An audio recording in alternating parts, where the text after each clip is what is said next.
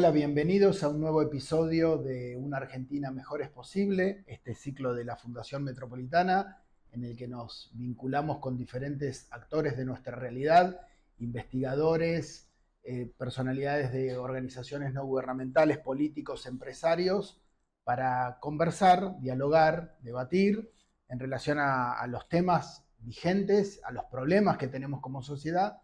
Y en esta oportunidad nos acompañan dos personas muy queridas de la Fundación, que son Rosana Barroso y Federico Cermelo. ¿Sí? Con ellos vamos a trabajar y vamos a dialogar sobre un tema que tiene muchísima vigencia y que es la ciudadanía digital y las múltiples dimensiones que la ciudadanía digital conlleva.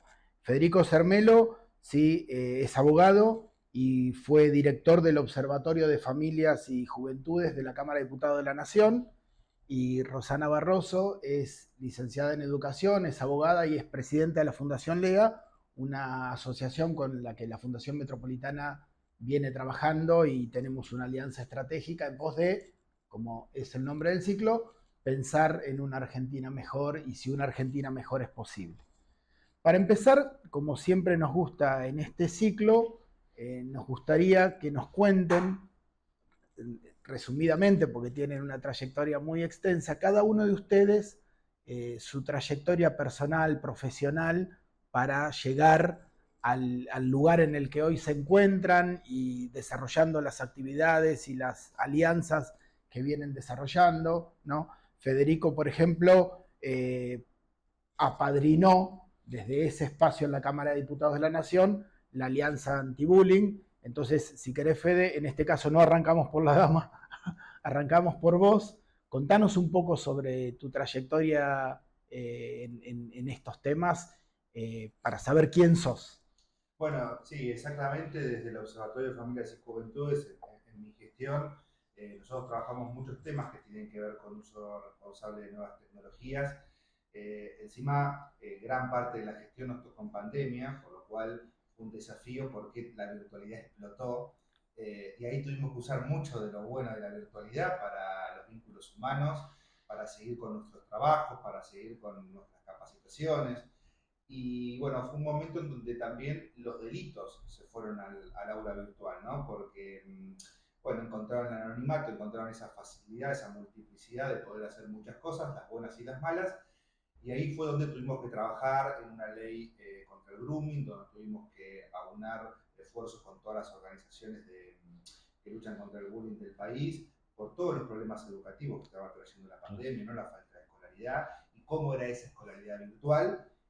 Y el desafío siempre en este camino de la fundación y de la sociedad civil es unir, generar puentes y unir esfuerzos. A veces hay muy buenos individualismos talentosos trabajando por todo el país y bueno, uno lo que ha tratado de hacer en este camino humildemente es de aunar esfuerzos, de conformarnos más como equipo y poder tirar todos para el mismo lado. Perfecto. Vos sos abogado y venís trabajando en estos temas. ¿Cómo Exactamente. llegaste a este recorrido con la Cámara y con los colegios? Contá también un poquito sobre... Bueno, a ver, a mí siempre me interesaron los temas educativos. Yo estudié abogacía, pero como siempre digo, no soy un abogado convencional, más allá que tuve mi experiencia en el Poder Judicial, tuve experiencia en un estudio particular. Siempre fui, por decirlo de alguna manera, un militante de la justicia social y siempre, digamos, desde que estudiaba, hice asistencia gratuita en sociedades de fomento, siempre me movió a tratar de devolverle algo a la comunidad, sobre todo porque yo tuve la posibilidad de estudiar, como siempre digo, en todos los niveles educativos de manera gratuita. Y soy la primera generación en mi familia que logró ser profesional, entonces uno tiene que ver de dónde viene y agradecer y también sembrar esa semilla para que otros puedan seguir ese camino, ¿no? Entonces siempre me motivó eso y a medida que fui conociendo los temas educativos y demás, me fui especializando con distintos cursos y en el camino fui encontrando gente muy buena, con las mismas inquietudes. Bueno, Roxana es una de ellas, con las que bien nos conocimos, hemos trabajado conjuntamente a pleno y seguimos en ese camino, ¿no? Porque uno lo que intenta es seguir encontrando esas personas que que tengan capital técnico, pero también mucho capital humano para poder tirar todos hacia el mismo lado. Y además también públicamente agradecer que formás parte del Consejo de Expertos del Observatorio de la Fundación y que tenés esa sensibilidad de juntarnos como personas, como Roxana. Contanos un poquitito de vos. Vos sos licenciada primero Yo soy licenciada en educación, egresada de la Universidad Nacional de Quilmes, universidad que amo y donde estoy haciendo mi doctorado ahora también.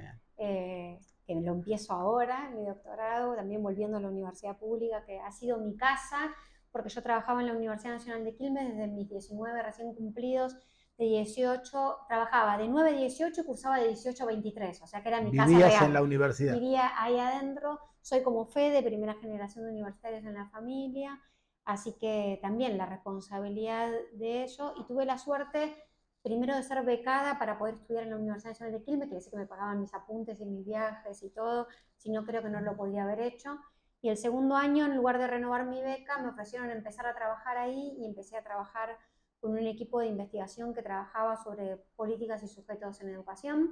Así que ahí empecé mi carrera trabajando y estudiando al mismo tiempo. Después he trabajado en un mix entre lugares académicos y lugares estatales. He trabajado en la Universidad Abierta Interamericana, he trabajado en la Asociación Argentina de Publicidad en la parte como secretaria académica del Instituto de Formación. Fui jefa de gabinete del Ministerio de Educación de la ciudad, fui presidenta de la Comisión Nacional de Pensiones No Contributivas, trabajé para el Ministerio de Desarrollo Social de Nación y de Ciudad y varios organismos del Estado, trabajé en la legislatura de la ciudad y la verdad que después fui descubriendo, por ahí un poco más avanzada en mi carrera profesional, los espacios de las ONGs y me enamoré. Claramente me enamoré. Venimos trabajando ya hace 7 años, creamos Fundación Lea, este año cumplimos los 7 años en agosto, porque entendimos que era el lugar donde, lo que vos decías antes, poder armar redes, poder construir una sociedad, usando lo que decía Fede antes, una sociedad mejor, ¿no? Más justa. Y creemos que armando redes es la única forma. Así que ahí empezamos a trabajar, trabajamos mucho con asociaciones como ACEP, la Asociación Civil de Estudios Populares, tenemos el placer de trabajar con ustedes, que hicimos enseguida buena sintonía con Fede para poder sumarlo a todas las formaciones que hacemos. Trabajamos con la Unión de Jubilados del Banco de la Provincia de Buenos Aires, con capacitaciones. Trabajamos mucho con ACEP La Pampa para fortalecer allá el equipo técnico de ellos. Y del año pasado, hace un poco más de 2 años en realidad, empezamos a trabajar con el mundo privado también. Y empezamos a ver que las empresas y las instituciones privadas también necesitaban de unirse en esta red. Así que estamos ahí trabajando y como decía Fede, cada vez que pensamos algo lo pensamos con todos los amigos, porque ya te consideramos amigo a Fede, vamos trabajando con amigos y vamos formando, es la única forma de proyectar cosas interesantes.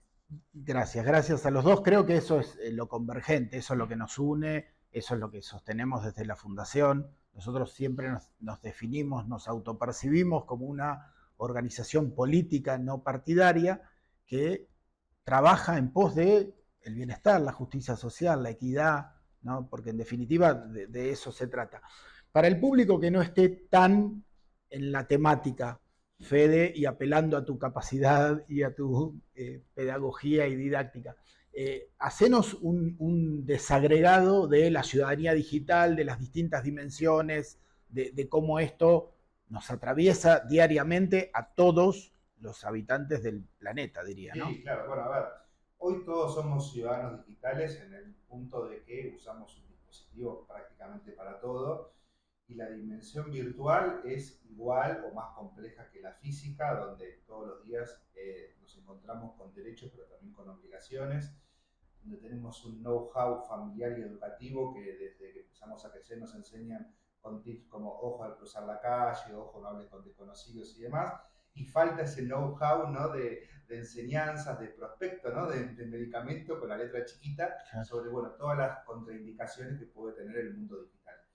En la medida en que nosotros utilizamos un dispositivo para prácticamente todo, vincularnos, trabajar, educarnos, como entretenimiento y demás, es que somos también ciudadanos digitales. Y lo que tenemos que prestar atención es que para ser ciudadanos hay que hacerlo con responsabilidad.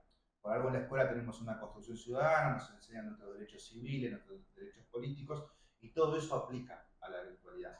En la medida en que nosotros no promovamos eso, vamos a ser usuarios digitales, donde vamos a usar la tecnología, donde vamos a hacer abuso de ella, donde, digamos, vamos a tener un montón de perjuicios y donde no vamos a poder ser responsables de nuestros propios actos, ¿no? Entonces, por eso es que nosotros promovemos la ciudadanía digital, que es ni más ni menos que hacer un uso responsable de las nuevas tecnologías. Perfecto. Perfecto, porque esto nos atraviesa a cada uno de los individuos en la institucionalidad, en nuestra vida social. Recientemente, bueno, veremos cuándo se publica esto, pero recientemente escuché una entrevista que te hicieron en la que planteabas la cantidad de horas frente a la pantalla, lo que pasa con los niños, con los jóvenes. ¿Por qué no nos Sí, nosotros contás? tenemos un fenómeno en Argentina que es muy importante. Los datos oficiales dicen que en todo lo que es zona urbana, el 94% de la población a partir de los 4 años tiene acceso a un dispositivo. O sea que casi el 100% de las personas de 4 años en adelante en zonas urbanas está accediendo a un dispositivo. Ese es un dato ya de la realidad. Otro dato que nosotros tenemos de la realidad es que el promedio de edad de un dispositivo propio de un niño o niña en Argentina es 9 años. Bueno, ahí empezaremos a preguntarnos si tienen capacidad como para utilizar y dar respuesta a todo lo que decía Fede, que normalmente le decimos como el lado B de las tecnologías, este Claro. aspecto que decía el de cuidados. Y después el uso excesivo que hay en Argentina de un dispositivo. El promedio para América Latina son de 5 horas diarias y el promedio en Argentina es de 7 horas diarias. Y a eso tenemos que agregarle otros elementos, que es quién acompaña a ese niño, niña, adolescente, mira, que está solo con su dispositivo, ¿no? El de 4 me preocupa porque tiene un dispositivo ajeno, calculo que alguien estará cerca mirándolo, calculo, no, los datos no Suponemos que estarían sí, revelando claro. eso. Pero lo cierto es que esas 7 horas diarias que una persona está con su dispositivo, bueno, ¿qué pasa cuando es un niño o niña adolescente que todavía no tiene elaboradas las herramientas para poder prevenir todos esos riesgos? En esto siempre decimos que hay que romper un mito. El mito dice, ellos saben mucho más que nosotros de la tecnología. No es cierto. Digo nosotros, digo los que ya estamos más cerca de los 50 que de los 20, ¿no? Entonces esto es un mito, porque en realidad ellos saben usar algunas aplicaciones y dentro de esas aplicaciones algunos recursos de esas aplicaciones. En general, lo que vemos en las recorridas es que no saben protegerse, no saben cuidarse. Y toda aplicación que tenga un chat es un peligro constante, ¿no? Entonces, Jael, que es una profe de nuestro equipo, que es de Salta, siempre dice, nadie se cuida de lo que no conoce. Entonces, si ellos no saben de qué cuidarse, no van a saber cuidarse. Entonces, como muy bien decía Fede, esto conlleva derechos, responsabilidades, pero también normas de convivencia. Y en eso el mundo adulto tiene que estar presente. Perfecto. Fede, vos que tenés mucha experiencia en los cursos con los jóvenes, ¿nos podrías pintar un panorama de cuáles son todas esas amenazas, todas estas patologías asociadas? ¿Qué pasa con las instituciones? ¿Qué pasa con los docentes? ¿Qué pasa con los directivos? ¿Qué pasa con los padres? Pero digo, como mínimo arranquemos de ahí. Y recién antes de la entrevista decía, un chico con 40 perfiles o una cosa que es, aunque uno considera que tiene algunas herramientas para poder sintetizar esto, 40 perfiles no te alcanza el día para revisar, bueno, lo explica la cantidad de horas, pero ¿por qué no nos contás grooming, bullying, digo, todas las cosas que pasan alrededor de esto, ¿no? Bueno, uno cuando va a una escuela y da una charla, yo siempre inicio con la pregunta de si todos usan redes sociales. Estamos hablando a veces últimos años de educación primaria. ¿Sí? A veces primeros años de la secundaria, pero hablamos de un rango entre 11 y 13, 14 años. ¿Sí? Todos te levantan la mano, obvio, te dicen. Cuando le decís qué redes, ves que hay un predominante de TikTok e Instagram entre los más jóvenes. Y cuando empezás a preguntar por la cantidad de perfiles, a veces digo, bueno, ¿quién tiene más de 2? ¿Quién tiene más de 3? En general siguen levantando la mano más de la mayoría, cuando decís 5 o 10. Y a veces tenés los pequeños récords que uno va anotando. Era 30 y pico hasta el año pasado. Este año me tocó una colonia de vacaciones que un nene de unos 12 años más o menos me dijo que tenía 47 perfiles. Y esto tiene que ver con la superficialidad que ellos le dan a la virtualidad, ¿no? Esto de decir, bueno, le hago un perfil a mi grupo de amigos, le armo un perfil a mi osito de peluche de toda la vida, le armo al fanpage del jugador de fútbol que sigo. Es decir, todo es una excusa para armarse un nuevo perfil. Entonces ahí vos ves que primero, ¿qué denota eso? La gran cantidad de tiempo, ¿no? Esto que decía Roxana, yo incluso le pregunté, digo, ¿vos cuánto tiempo estás en internet? Por día, por semana. Me dice, mira, a mí el celu me dice más o menos que estoy casi 10 horas por día. Entonces vos decís, prácticamente el tiempo en el que está en el celu es mayor al que duerme, es mayor al que está en la escuela, o sea, su vínculo principal es el celular, ¿no? Y eso es un problema porque todo lo que hace con el teléfono lo deja de hacer en cuanto a aprendizaje, en cuanto a sociabilización, en cuanto a descanso, en cuanto a un montón de cosas. Y obviamente sabemos, hay un montón de estudios, digamos, que no es bueno para su cabeza, no es bueno para la atención, no es bueno para la ansiedad. Y cuando vos indagás sobre los riesgos que existen en la virtualidad, ellos no tienen un conocimiento pleno de eso, ¿sí? Ellos te dicen, me van a hackear, me van a hacer... Alguno puede saber un poco lo que es el grooming, pero desconocen todo lo profundo y grave que puede hacer eso. Cuando vos le contás casos graves, como por ejemplo el de Micaela Ortega, que es una chica de 15 años que fue raptada a través del grooming y terminó con el peor de los resultados hace más de 10 años, siendo secuestrada, abusada, la mataron y hoy el Jonathan Luna, el delincuente, digamos, está con prisión perpetua. Cuando vos le contás el detalle al detalle de cómo se produjo ese delito, los chicos ahí hay un silencio de radio que te escuchan y no lo pueden creer, ¿no? Tenés el tema de la ludopatía, ¿sí? Hoy tenés un montón de pibes que apuestan porque ven un partido de fútbol donde vos podés apostar por un córner y se generó, sobre todo entre el público masculino, que es el que más apuesta, el público joven masculino, casi una cuestión de pertenencia, ¿sí? O sea, yo soy un capo, averiguo todo, adivino todos los partidos porque sé de fútbol. Entonces, en un proceso donde los chicos están construyendo personalidad, es muy complejo que haya tanta publicidad donde si vos apostás y ganás, sos popular. Claro. Porque te lo dice el Dibu Martínez, te lo dice, digamos, cualquier jugador que vos seguís, ¿no? La adicción a los videojuegos, que no tiene que ver con las pantallas, no tiene que ver con la ludopatía, sino con el tiempo en las pantallas, que también es grave por los problemas en la vista y demás. Entonces son un sinfín de problemáticas que vos ves que los pibes conocen la superficialidad, porque tienen un teléfono donde lo apagan, lo prenden desde muy chiquitos, pero no conocen todo lo que está detrás de estos grandes riesgos.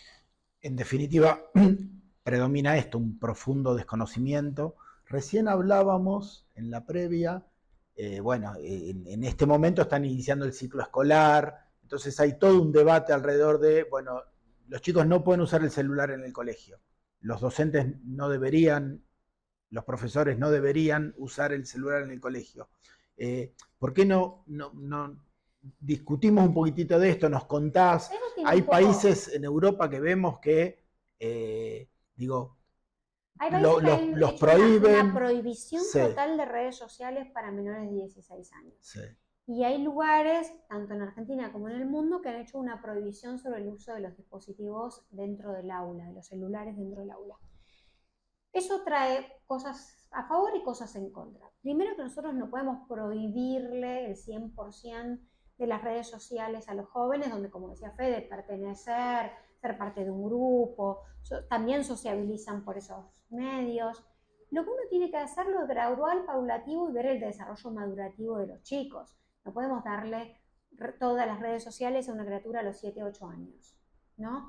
Pero sí por ahí a los 16, a los 14, con algunas conversaciones. Y eso, el problema, como decía Fede hace un ratito, es que no viene con un manual, no viene con un prospecto, pero tampoco viene con una charla.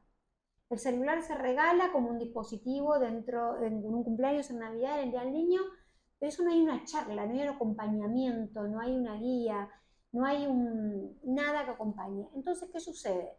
Van a la escuela y antes, ¿qué pasaba con la escuela, no? Eso es un punto importante. Dentro de la política pública, podemos hablar de política pública tanto a nivel nacional como de las distintas provincias, antes a las escuelas se le daba el dispositivo libro. Claro. Entonces todos los niños tenían su libro y podían trabajar los docentes con ese libro que ya todos los chicos lo tenían.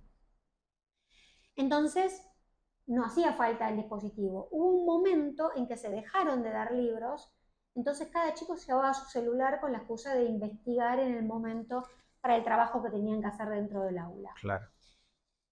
Bueno, pero mientras que yo investigo me llegó una notificación y la contesto, me llegó, mirá lo que publicó, le contesto a Fede, mirá, y ya nos fuimos, Claro. y es difícil volver, porque está buenísimo lo que publicó Fede, quiero mirar, el reel tiene 5 hojitas, lo voy mirando. Entonces, Sí, o perdón, el libro se quedaba en el aula. El libro se quedaba ahí. No iba al recreo. No iba al recreo. Y nadie va a tocarlo en el recreo, por favor. No se iba con el libro al recreo. Entonces, tenemos ahí varios problemas. Primero, que ahora decimos retiramos los celulares del aula y no volvimos a dar libros.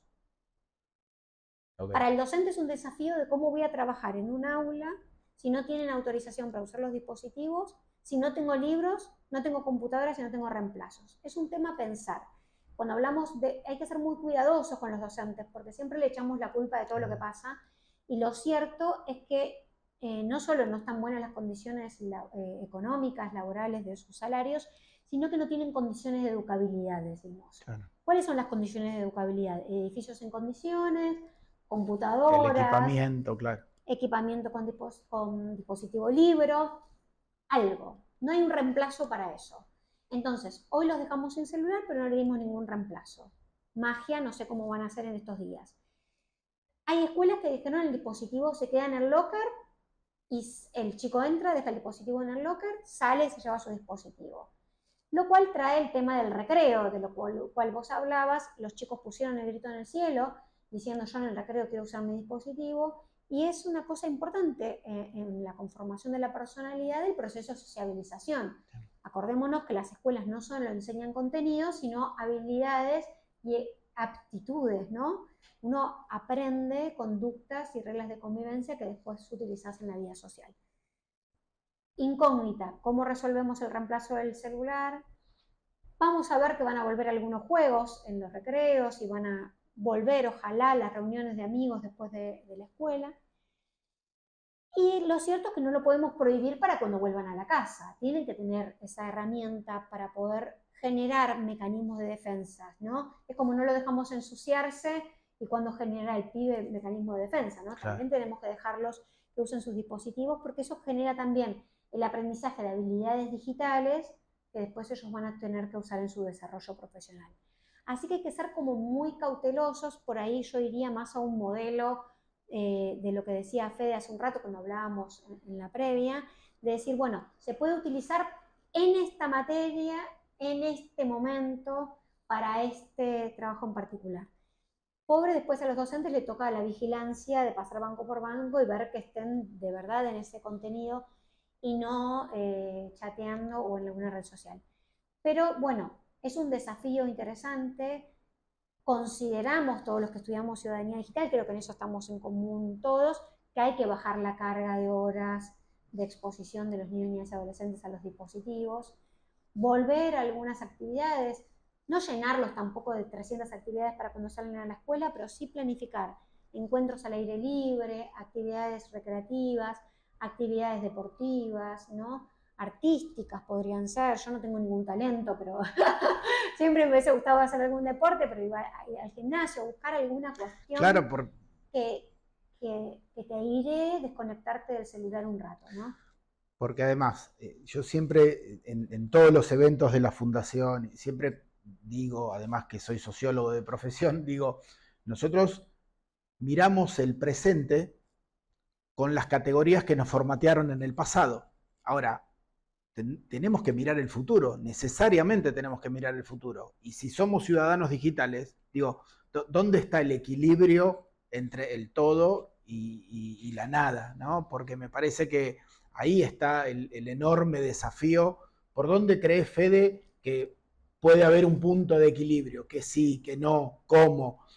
Se está trabajando regulación con una mirada más inclusiva de la tecnología. Digo, la tecnología en definitiva es una herramienta. Sí, sí. Sí, a ver, yo creo que hoy en nuestro país lo que tenemos son buenos intentos individuales, ¿sí?, de algunas instituciones o grupos de instituciones que logran acuerdos convivenciales entre padres, entre chicos, e intentan solucionar una problemática que, bueno, es todo lo que venimos hablando, ¿no? No existe hoy, creo yo, una mirada global y general por parte del Estado, no ha existido antes tampoco, esto también hay que decirlo, en generar criterios de cierta uniformidad que puedan bajar a la comunidad educativa, que puedan bajar a los distintos poderes del Estado, a las fuerzas de seguridad, a la justicia, es decir, a todos con los que de alguna manera van a tener que lidiar con alguna problemática de ciudadanía digital, tanto sea desde la labor ciudadana como de la labor profesional que le toque a cada uno.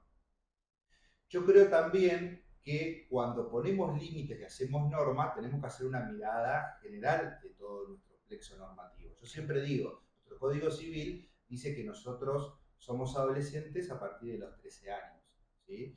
Y recientemente tuvimos la baja de imputabilidad a los 14 años. Entonces, quiere decir que una persona menor de 13 años es un niño y además es inimputable. Creo que eso es un buen límite para decir menos de 13 años no pueden usar el teléfono todo el día, digamos, no tienen ni el juicio, ni el discernimiento, ni la capacidad para comprender todo lo que pasa ahí. Y también tiene que ver la edad con la educación primaria, ¿sí? Entonces podríamos sacar a la educación primaria y ir por este camino que hablaba Roxana del libro, del dispositivo, de la sociabilidad y demás. Ahora, cuando te arranca la educación secundaria, que ya sos adolescente, y estás a un paso de ser una persona imputable penalmente, si vos comprendés y sos capaz, el Estado considera que podés ir a prisión por cometer un delito, tenés que ser una persona capaz para poder usar un teléfono en tu tiempo libre y yo diría también en un ámbito educativo, ¿sí? Con ciertas pautas, con ciertas guías, con enriqueciendo la labor del docente, dándole un papel protagónico que sea el docente el que decida qué actividades pueden ser interesantes para que el celular sea un dispositivo. A ver, nosotros decimos que la escuela se tiene que actualizar, tiene que haber ciudadanía digital en las escuelas. Y yo no sé si va a haber un manual de ciudadanía digital, porque no es materia hasta el momento. Entonces quizás el teléfono es el mejor aliado para poder dar ciudadanía digital de una manera responsable, si hay un programa, si hay una norma que baja del Ministerio de Educación, si hay un criterio que todos los docentes tenemos que usar y poder seguirlo, ¿no? Entonces, por eso digo, me parece que los responsables son Estado, comunidad educativa, los profesionales, pero tiene que bajar de arriba hacia abajo. Definitivamente, suscribo, adhiero, hay una responsabilidad del Estado y cómo eso derrama. Digo, hoy es en simultáneo el proceso para los estudiantes y para los docentes, ¿no? Pero también para las familias. Entonces, ahí también se nos abren un montón de dilemas alrededor de... hay chicos que desde los 4 años, decías, están con un dispositivo en la mano que se los dimos los padres, ¿sí? Sin saber. Nosotros hablamos mucho de cuál es el rol del mundo adulto en la interacción de niños, niñas y adolescentes con las tecnologías. Y claramente, sobre todo los que venimos de la docencia, entendemos que el adulto modeliza con el ejemplo. Es necesario, como decía muy bien Fede, llegar a acuerdos de convivencia, pero también modelizar con tu ejemplo. ¿Qué quiere decir con esto? Si nosotros estuvimos como media hora charlando en una muy linda charla antes de empezar este encuentro, ¿no? Si en esa media hora yo hubiese estado mirando mi celular todo el tiempo, sería incoherente con lo que estoy enseñando o con lo que quiero enseñar. Correcto. Si yo voy a un asado con amigos y estoy todo el tiempo chateando con otras personas, mirando redes sociales, etcétera, soy incoherente con lo que quiero enseñar. Lo que quiero enseñar no solo como docente, sino también como mamá, como tía, como adulto responsable. Entonces también llamamos a la responsabilidad del mundo adulto mientras los políticos piensan, ¿no?, en alguna política pública integral para esto si es que en algún momento llega.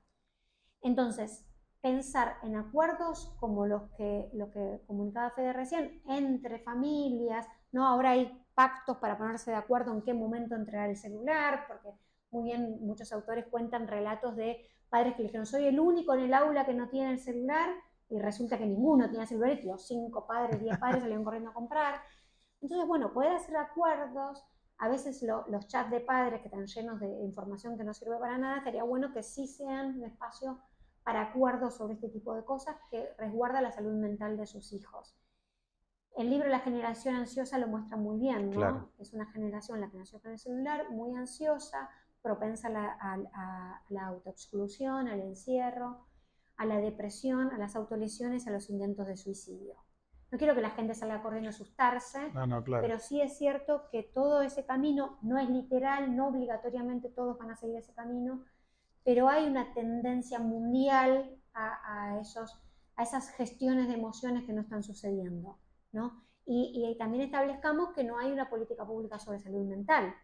Entonces, eso es un agravante más. Entonces, ¿qué hacemos mientras tanto? Mientras tanto, formamos, los que tenemos instituciones y nos hemos puesto de acuerdo, formamos otras personas para que puedan ser agentes multiplicadores de estos conocimientos. Trabajamos con las familias enseñándoles cómo llegar a acuerdos de convivencia y cómo ser modelizadores, ¿no? Ser modelos a seguir de cuáles serían las conductas mejores para prevenir algunos riesgos. Y seguimos formándonos, porque también un manual de hace 2 años, si hoy lo miramos, es viejo. Claro. Porque estos temas se mueven tan rápido que todo el tiempo tenés una normativa nueva, un recurso nuevo, una disposición nueva. No nos olvidemos que además esta baja imputabilidad también hace que en el grooming, antes un niño era punible a los 16 años si hostigaba sexualmente a una niña de 12, supongamos. Hoy vamos a ver qué dice la normativa. Si un niño de 14 por hostigar a una niña de 12 puede ser punible en el delito de grooming. Claro. Y eso baja la edad para que los chicos aprendan también, no solo cómo cuidarse de este lado B de las tecnologías, sino también cómo no ser quien acosa, no ser quien ejerce ciberbullying sobre otra persona. Cuando nosotros damos una charla muchas veces con Laura, que es la vicepresidenta de Fundación LEA, mi amiga, mi hermana de la vida hace 20 y pico de años, siempre le hacemos levantar la mano a los padres que enseñaron a sus hijos a defenderse del ciberbullying y que nos cuenten. Entonces levantan la mano y nos cuentan. Cuando les pedimos a los padres que levanten la mano quiénes tuvieron la conversación con sus hijos, que no sea el que genera el sticker, antes meme, hoy sticker, Claro. que no sea el que bulinea a la otra persona, ahí se quedan y se empiezan a mirar entre ellos, ¿no? Porque uno prepara a los hijos para defenderse y está como preparado para defenderse. Y nos cuesta mucho tener esa conversación donde les decimos, no seas vos el que, por ejemplo, viraliza la imagen de un desnudo hecho con inteligencia artificial, como puede haber hoy, de una compañerita tuya. Claro. O sea, entonces esas conversaciones son necesarias. A veces los padres no tienen herramientas, a veces las escuelas no tienen herramientas. Estas alianzas intentan construir herramientas, sería como parte de la síntesis, también agradeciendo nuevamente, pensando en el espíritu de este ciclo, ¿no? Una Argentina mejor es posible, nosotros creemos que sí, pero todavía está lejos de materializarse esa realidad de una Argentina mejor, integrada, justa, solidaria, equitativa, responsable. ¿Por dónde ves las principales oportunidades, ¿sí? O los principales desafíos? ¿Coincidís con nosotros? ¿Estás de acuerdo que es posible o tenés una mirada más crítica respecto de la realidad? Por supuesto, digamos, creo que el combustible para todos los que desde la sociedad civil intentamos hacer cosas, promover mensajes responsables, generar redes, profesionales multiplicadores, digamos, es que en algún momento, digamos, lo vamos a ver como una realidad institucionalizada, ¿no? Que va más allá de un conjunto de esfuerzos individuales, digamos. Siempre, digamos, nuestro país se ha destacado más por un conjunto de buenas individualidades, ¿no? En todos los órdenes de la vida, más que por una cohesión colectiva que va hacia un mismo lado, ¿no? Bueno, el desafío es en algún momento encontrar eso, así como dije antes que los ejemplos, y como dijo también Ro, que los ejemplos tienen que ser modelizantes, tienen que ser de arriba hacia abajo. Bueno, si eso no sucede, en algún momento quizás podamos romper la inercia y será de abajo hacia arriba, ¿no? Y a veces cuando ha pasado con un montón de temáticas, cuando las calles, la opinión pública, la sociedad civil organizada copa ciertas agendas, a veces, bueno, ponemos límites, ¿sí? A los poderes de turno y logramos que ciertas luchas se vuelvan normas y se vuelvan conductas que la sociedad individualiza y cumple. Entonces creo que el desafío un poco es ese, seguir insistiendo hasta hasta que, bueno, lo veamos como una realidad institucionalizada. No habíamos hablado hasta que Fede lo mencionó recién y lo vincule. ¿Qué pasa con los medios de comunicación, ¿no? Y la opinión pública y cómo? Vuelvo a la nota que te hicieron porque me parece que puede trascender, digo. ¿Cómo lo ves? Todavía, o por lo menos desde mi humilde mirada, me parece que no hay plena conciencia de cómo abordar de la situación, el diagnóstico, y me parece que no hay nadie. Yo creo que lo que sucede normalmente es que cuando aparece un caso o aparece una serie, la gente tiene como un miedo espasmódico, así como en el momento, ¿no? Dice, uy, qué terrible lo que le pasó a esta nena, qué terrible lo que pasó a esta persona, qué terrible. O como decía Fede, cuando uno relata experiencias, lo que uno va viendo es que por ahí se preocupan por aprender personas que conocen a alguien que le pasó algo. Claro. Entonces es como una preocupación que no dura en el tiempo. Yo siempre cuento la misma anécdota que cuando salió la serie Adolescencia, que todo el mundo se horrorizó y dijo, ¿cómo puede ser? Bla, bla, bla. Entonces me acuerdo que haber ido al gimnasio y que alguien me diga, Ro, ¿por qué no hacemos una mateada acá en el gimnasio y nos explicás a todos los padres este tema? Porque yo me estoy preocupando si hablábamos con mi mujer, si somos buenos padres o no, bla, bla, bla, bla. Pasaron 3 días y le dije, bueno, organizamos la mateada la semana que viene, ¿de qué era?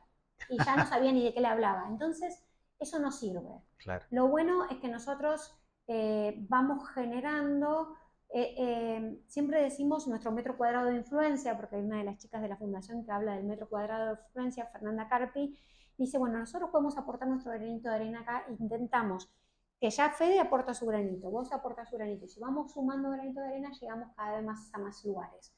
Como decía Fede, a veces las cuestiones son individuales, nosotros desde Fundación Lea no queremos nada que sea individual, todo en lo colectivo. Tenemos un equipo de trabajo hermoso, que es lo más federal que vamos logrando, que tenemos gente en Formosa, en Misiones, en Catamarca, en distintos lugares del país, que se fueron formando sobre los temas de ciudadanía digital y que hoy son agentes multiplicadores, ir instalando en los lugares la problemática. Por ejemplo, con Misiones hemos logrado que otorgue la diplomatura que damos desde Fundación Lea con la Universidad de la Marina Mercante, otorgue puntaje para los docentes. Bueno, buenísimo, otorga puntaje. Bueno, el segundo paso que logramos es que cuando los docentes entran a su sistema pueden inscribirse. Claro. Entonces no es que solo nosotros hacemos publicidad, sino que cuando ellos entran a su sistema está la oferta. Bueno, falta, vos me preguntás, sí. Falta por parte de todas las provincias, pero vamos haciendo pequeños pasitos y esos pasitos nos van sirviendo para generar la problemática y para establecerla. Y después nosotros en los septiembres, que en eso Fundación Metropolitana ya tiene su lugarcito guardado, hacemos este año el segundo Congreso Internacional de Ciudadanía Digital. Fede los representó muy, muy bien el año pasado. Pero la idea de ese congreso es ir creciendo año a año y que toda organización, persona, profesional, institución, organismo del Estado que trabaje temas asociados con ciudadanía digital pueda decir presente. Okay. Ahí surgen acuerdos. Me encanta porque es en Tanti que la gente me dice, acá funciona mal la red, no tengo señal, y yo les digo, es a propósito. Deliberadamente. Deliberadamente, intencionalmente a propósito. Además, el año pasado justo se cayó una antena un día antes que lleguemos, lo cual era perfecto porque funcionaba muy poco internet. Porque si no, no logramos que los profesionales, incluso los que trabajan los mismos temas que nosotros, se miren los ojos. Escuchame con los ojos, decía. Escuchame con los ojos. Y esto es re importante, porque lo que pasa en muchos congresos, en la suma de individualidades, que la gente va, expone en su horario y se vuelve, se va, no escucha a los otros, no ve a los otros, no interactúa. Acá comemos todos juntos, dormimos todos en el mismo lugar, compartimos miles de mates y tenemos obligatoriedad de hablar entre nosotros. Perfecto. Entonces, ahí van a surgir cada año muchos acuerdos de convivencia que me parecen centrales, como decía Fede, mientras que la marea empieza de abajo para arriba a hacer oleaje, intentamos contribuir con muchos metros cuadrados de influencia. Buenísimo, nosotros somos de esa línea, ¿no? De de abajo para arriba, somos optimistas consuetudinarios. Fede, ¿querés agregar algo más como para cerrar? Nosotros muy, muy agradecidos realmente porque es un tema que, bueno, que es de plena vigencia. Vamos a estar difundiendo, promoviendo para que más gente se sume en septiembre al segundo encuentro, pero nada, te dejo, Fede, unas palabritas de cierre. Sí, no, agradecer, la verdad que agradecer a la Fundación Metropolitana, digo, yo estoy muy agradecido a la Fundación, digo, se lo he dicho a Nazareno, te lo he dicho a vos, digo, está bueno cuando una institución tiene mucha antigüedad, mucha trayectoria, trabajando distintos temas y asume el compromiso de incorporar, ¿sí? Temas que por ahí no venía trabajando hasta el momento, pero que observa, que ve, que son importantes, que hay una sensibilidad social, se nutre, permite la apertura, la convocatoria y interactuar con todos los sectores que sea necesario, seguir creciendo, digamos, por todos lados. Me parece que eso es fundamental y es un poco el mecanismo que nos va a permitir a nosotros esto que decía un poco Ro, que bueno, el metro cuadrado deje de ser un patio y sea una gran quinta en algún momento y lo podamos ver como una realidad que es accesible a todos. Me parece que todos trabajamos para eso y somos optimistas que por lo menos lo vamos a ver en algún momento, ¿no? Está muy bien, muchas gracias. ¿Ro? Coincido con el optimismo de Fede, agradezco este espacio, es muy bueno y además el espacio que ya generaron desde el año pasado y que venimos trabajando.